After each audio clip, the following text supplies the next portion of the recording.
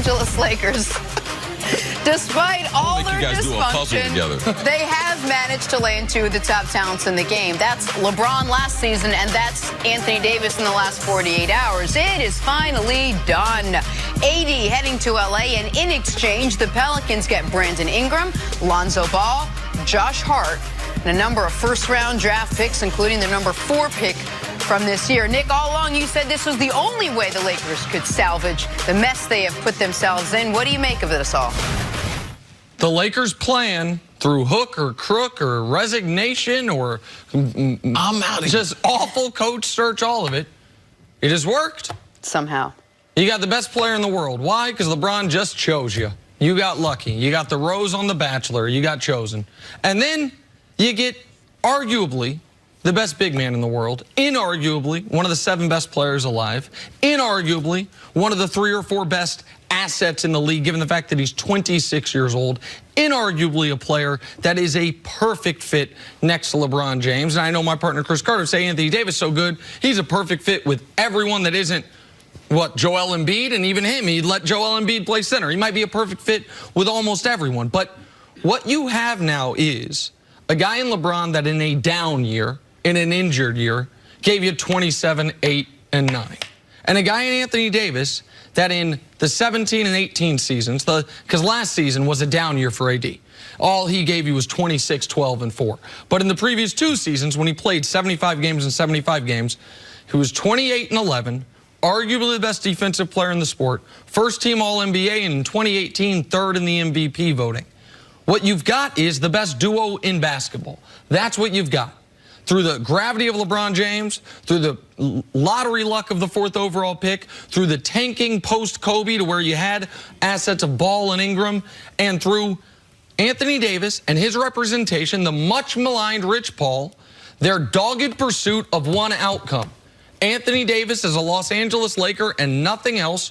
Through all of those things, you now have the title favorites in Los Angeles, and they're the Lakers. And Anthony Davis and Rich Paul pretty much dictated that when they let all the other teams know that they wouldn't be signing early, that he would go into 2020 summer as a free agent. That being New York told the Knicks that, told the Celtics that. So it really became the Lakers' deal to lose. Like, we knew Anthony Davis, because David Griffin, we got a lot of respect for him. He's not going to allow Anthony Davis to be on that roster if they draft Zion. All the what we wouldn't know moving forward, all that chaos around this young kid, like, they had to get him out and couldn't take the risk of him getting injured. So this was the Lakers' deal to be had. And I don't believe that the type of player he is, there is such a thing as paying too much. Now, if they had traded Kuzma in there and all the draft picks, and they had traded one of those other first-round picks, I'd been like, no, that's a little too much. Kuzma was my favorite player because I think he's more ready for big time than the other players at this point. And not surprisingly, he's the most mature. Yes. He's the one that had the best relationship. He's with the oldest. Because he's the oldest. Like, there's a big difference between being 19 years old and being 23 years old. Like, we all know this. Like, the decisions you make and the person you are right out of high school versus the person you are right out of college, like as far as the age timeline goes. And so the Lakers, as we've discussed throughout the day, they kept maybe not the highest upside, but the best of their young players. The most productive has been Kuzma. And the one person they wanted to keep all along. Absolutely. Yes. And I look at this as, what would it take the Los Angeles Lakers? Because they've acquired, for the last 50 years, they have acquired a lot of great players. Like, this is not new to them. But what would the Lakers give up for LeBron James, 4 to 6 years of LeBron James and Anthony Davis? Because, no, I know they got LeBron for free. But if you look at where they were, 4 years, worst team in basketball, them and the Knicks. This year, we'll take that year out. But what would they have paid for these 2 players? We didn't know Golden State what was going to happen. God bless you. We didn't know, God bless Kevin Durant, what was going to happen to him. We didn't know Clay, God bless him, what's going to happen to his knee.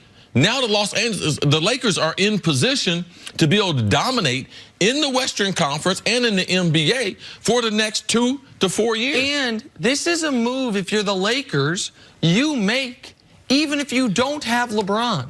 Yes. Anthony Davis. Here are the biggest big man trades in NBA history. Kareem in '75 to the Lakers. Shaquille O'Neal in '96 to the Lakers. and Anthony Davis to the Lakers. That's the list. That is how it's been done. Or Shaquille O'Neal via moving, essentially picking the Lakers, I should say. If not for Kawhi Leonard having been traded last year and us seeing the instant impact he had, the discussion today would be, is Anthony Davis the best player to be acquired via this type of trade in 20-some years? There are 3 players in NBA history with a player efficiency rating, PER. It's not a perfect stat, but it's a pretty damn good one.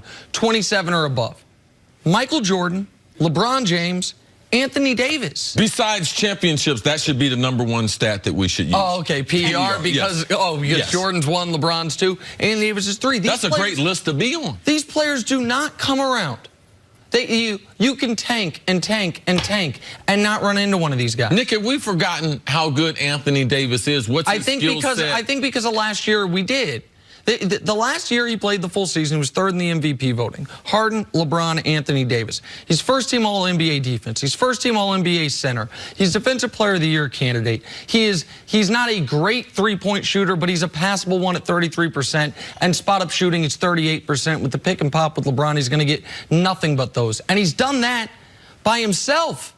He had half a season with Boogie Cousins. Drew Holiday's a good player, no disrespect to him, but he's never had an abundance of talent. And 2 years ago, when they made the playoffs, in the closeout game, while they're sweeping the team with home court Portland, he went 47-12 in a closeout playoff game in his first real deep playoff experience. He is a great, great player that is 26 years old. Here's testament to that. Look how quickly the landscape in the NBA has shifted just with this one move. This was a team that was a mess. What were the words they used? It was dysfunctional. It was in disarray. Toxic. It was toxic. Yes. They were thinking of trading LeBron James. Nick said they were run by the Rambi. They were run by the Rambi. All of a sudden, they're the top team to win it next year. The odds are this is the team with these two that are going to win the NBA championship and next year. We went through this debate. Dude, will people join LeBron James in Los Angeles? And no one wanted to play with him. It was not a good debate to have because there's a number of circumstances. But now, we know this through Kyrie. Now they have 2 things, players. You can say, do players want to play with LeBron James? Yes. Guys were going to Cleveland. Richard Jefferson told us all the time. We saw players going to Miami. It was hard to impossible to get players to take less and join LeBron in Cleveland. Did they do it?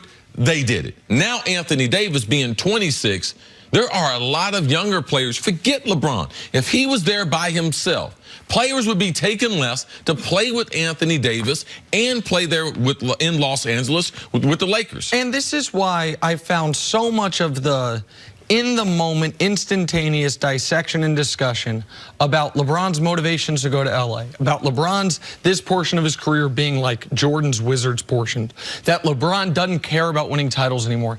I found them all so ridiculous.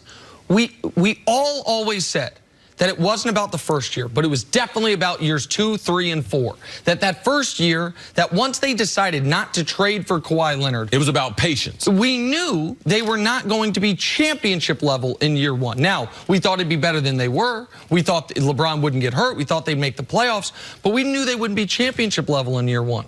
And yet, people still panicked, and people still said, well, you know, is LeBron ever gonna make a deep playoff run again? Is he there just for the movies? For 15 years in this league, the safest bet has been bet on LeBron James. The smartest bet has been bet on LeBron James. 2 years ago, Jenna, when the Cavs were just a mess. Kyrie's gone. Isaiah Thomas is in and then out. Their second best player is Jeff Green. You ask me every day, you worried about the Cavs yet? Nope. You know why? Because they've got, at worst, I'll couch it so I don't have to argue with Chris, the second greatest player to ever touch a basketball. Shockingly, guys want to play with him. Shockingly, Anthony Davis, who could have hit true free agency in a year, could have just opened up, trade me, I'll try out Boston. How many titles they got? They got a great history. My buddy Kyrie's there. Maybe I can get him to stay. No, send me to LA to play with LeBron. And now we're back to the homeostasis in the league we were, not just before the big 3 in Miami, but why did LeBron go to Miami? Because he couldn't beat the big 3 in Boston.